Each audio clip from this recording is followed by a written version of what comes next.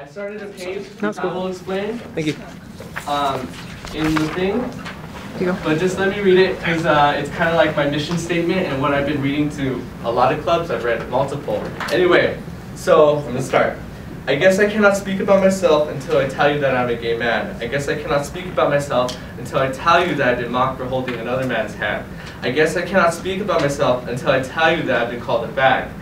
I guess I cannot speak about myself because our society persists to eliminate my voice. However, I'm here to speak. I'm here to speak out loud, to speak about myself as a gay man trying to make a difference. I never truly came out. I have always felt that I've had to hide, so this is exactly what I did. I hid my first crush in first grade. I hid my first kiss on the bus.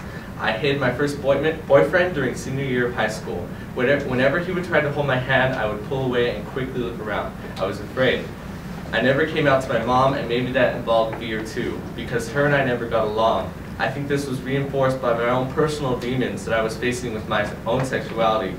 I was struggling to understand myself, and constantly being vilified by my mother only exacerbated my anxiety and insecurity. As graduation approached, I had expressed my situation to my environmental science teacher and told her how I felt burdensome to my boyfriend's family. It was then she confidentially asked me if I was gay. After so many years of hiding, there was something in her voice that made me feel safe, so I told her the truth. After I turned 18 and graduated from high school, she told me to contact someone who would provide me with cheap rent and a place to live. And since he was gay himself, in many ways, he has adopted and mentored me. He taught me more about myself as a gay man than anyone else. He taught me that it was more than the clubbing, more than the drag shows and dating. He taught me about the vitality of my own culture, pinpointing significant historical instances such as Stonewall, Pink Triangles, and even took me to San Francisco to experience the flourishing gay culture, as well as visit Harvey Milk's first openly gay politician's old apartment. Up until now, I think I have failed to truly appreciate and understand how significant this all really was. If it were not for these people, I would not be in school today. It is because of these people that I'm able to speak today, if not in the least, speak at all. It is because of them that I feel that it is imperative to accomplish everything I want to do for the LGBTQIA community. Today I'm outreaching to people to support my wish of equity. I'm fighting for a change at Cerritos College to create a voice and space for the LGBTQIA movement.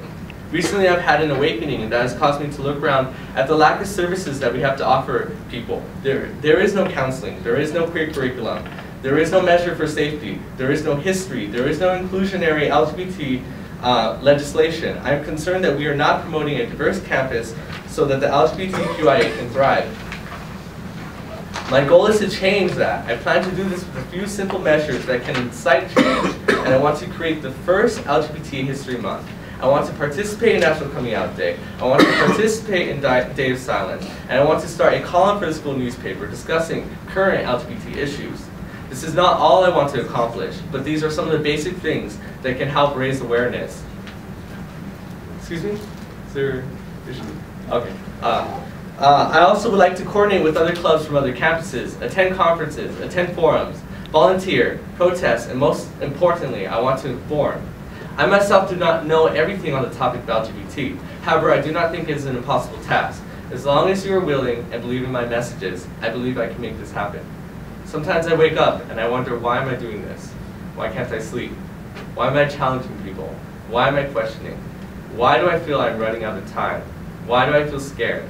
My story is not as difficult as some of the people I've encountered. Some have been kicked out of their own homes. Some live with abusive partners. Some are living with HIV. Some are scared to love. Some are afraid to still come out.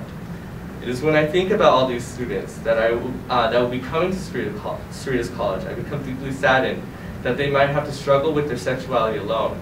It is when I think of all the hate crimes, when I think about all the death, when I think about all the pain, when I think about all the waiting they have to endure.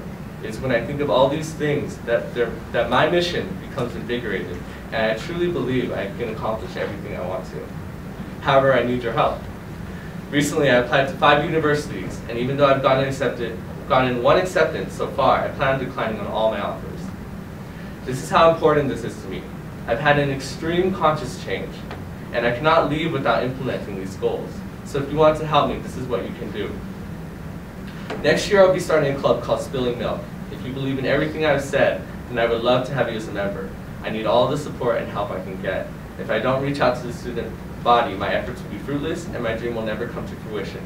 Another thing you can do is please like my Facebook page called, oh, I forgot to put it, called Spilling Milk. And the milk part is actually a historical reference to hard milk, and the spilling part is